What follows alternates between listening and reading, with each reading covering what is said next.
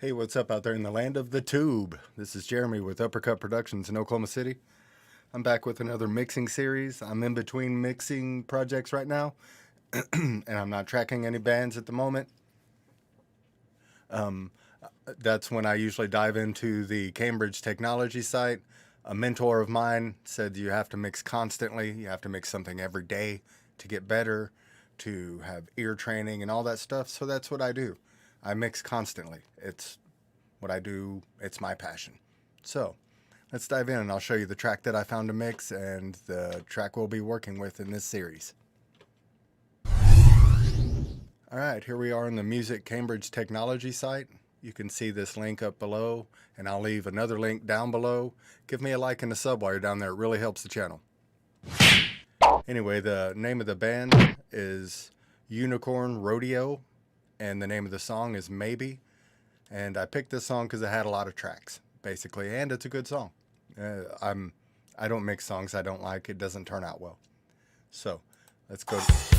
This is a preview of their version, mixed and mastered.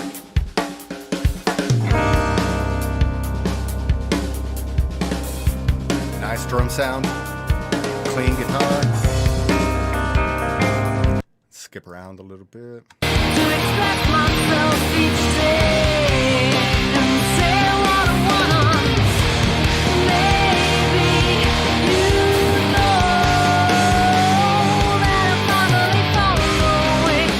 Very big rock sound. Nice and heavy. I like that.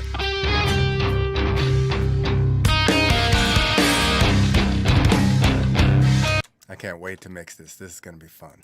All right, so like I said, name of the band is Unicorn Rodeo. Name of the song is Maybe.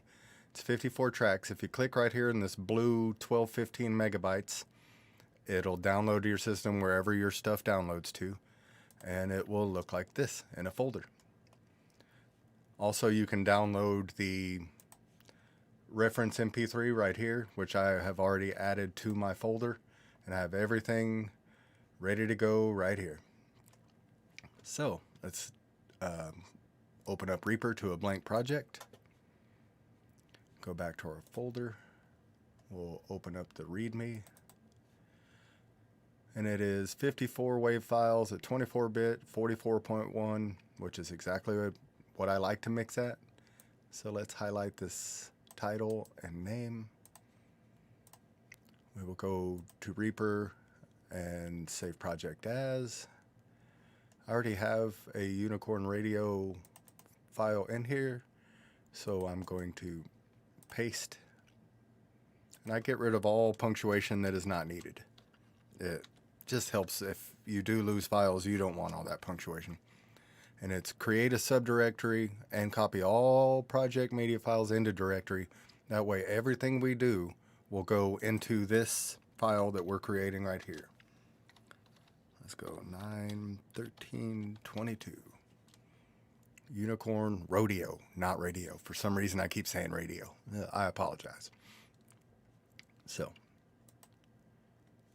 now anything we put into this file will save into the project file, and if we wanted to send to another Reaper user, all we gotta do is send them the folder. It has everything they need. They can work on it, send it back. It's one of the best things about Reaper. And while I'm thinking about it, to support this band, you go to their website right here. I'll leave a link down below. They've got a lot of cool stuff. I've went and found everything I could. They are just a great band. Really great drum sound, great vocals. It's gonna be fun to mix. Okay, anyway, go support them. Go find them, download their stuff. So let's get into Reaper and get these tracks into the project. So we will just drag down, highlight everything we want in there, and drag and drop them to the left side. And it says media suggests. I push OK, all separate tracks. And it's going to take a minute because it's putting all those into that folder that we made. One thing I do is push Control A for Control All.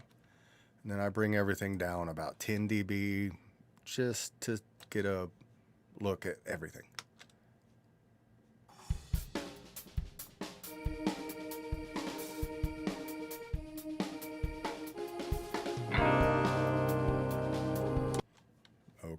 And as you can see, these are the raw tracks. There is no processing on anything.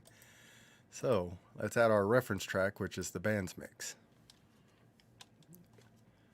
And I will go to Insert, Media File.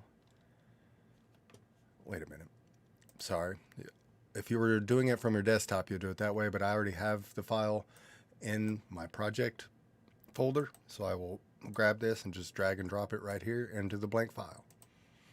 I'll solo that out and bring that down by 3 dB, just so their master doesn't blow our ears up, because you can see that's mastered flat.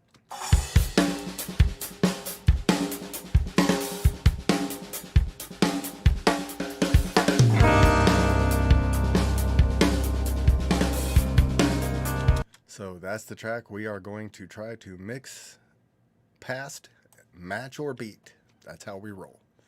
So this backing vocal's out of place. Let's move it all the way down to the bottom.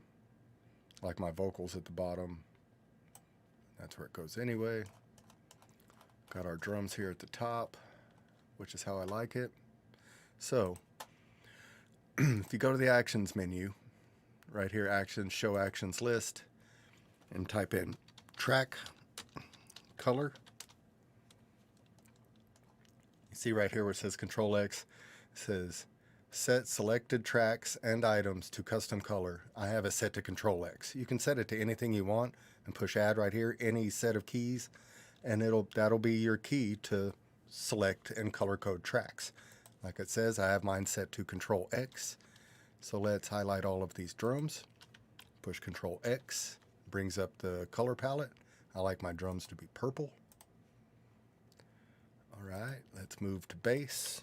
I like my bass to be yellow for caution, because you can destroy an entire mix with the bass done wrong. Get all of my guitars. I like my guitars to be red. If I see red, I know it's a guitar.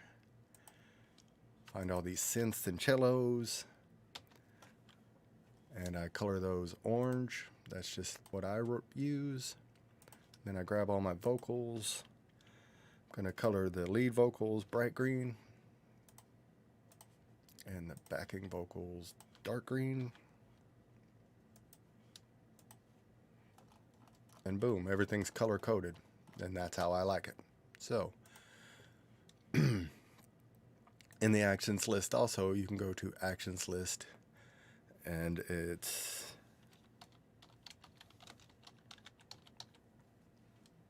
you see right here where it says Control F. It's a locus ania script. It says create folder to contain selected tracks that are selected. That's how I have mine set up to Control F. You can set it up to anything you want. So that means if I highlight all of these drum tracks and push Control F, full drum kit, it just put all of those drum tracks into a folder all by themselves.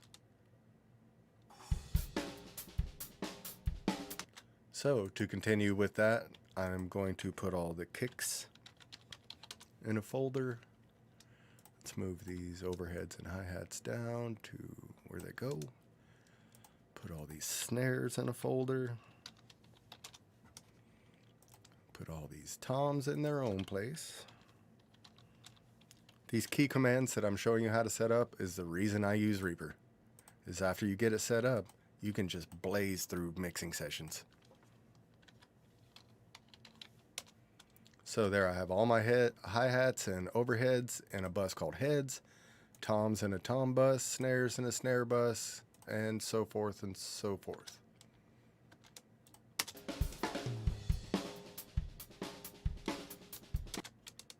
Okay, so that being said, let's put all the basses in what I call, and again, I have mine set to Control F, and it makes a folder out of the highlighted files.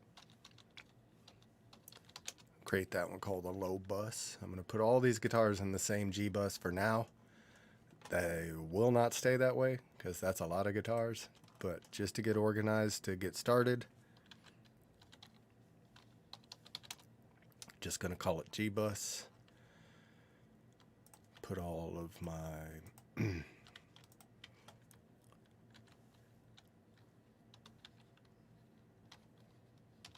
synth bus.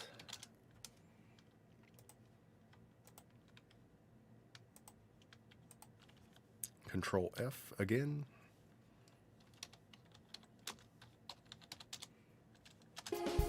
And now, as you see, everything's set up, pretty much ready to go.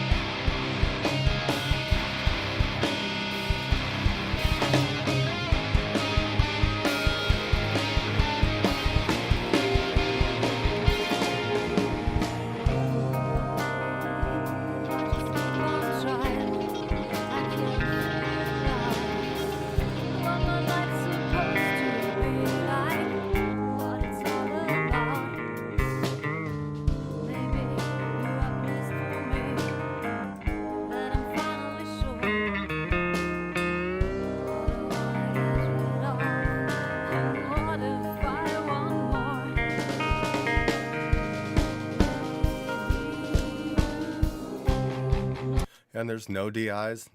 There's a few tom samples, but other than that, this is a very organic track. I'm going to mainly keep it that way. The drum sound is awesome. I'm going to make it sound huge. So again, this is the reference track.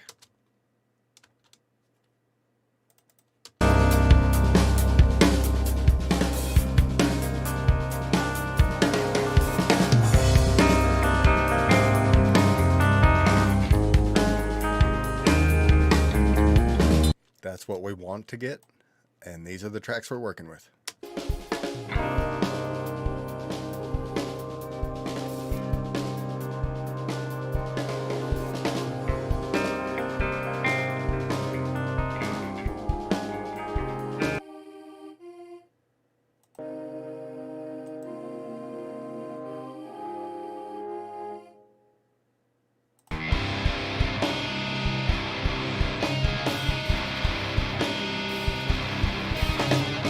Yeah, I'll have to make sense of all of these guitars and get a static mix in the next video. So thanks for watching. That's my in-depth video on how I set up a mix and get it ready to go. That would be the first step. Next would be a static mix, and that's the next video. Get with Uppercut, get knocked out. Thanks, baby.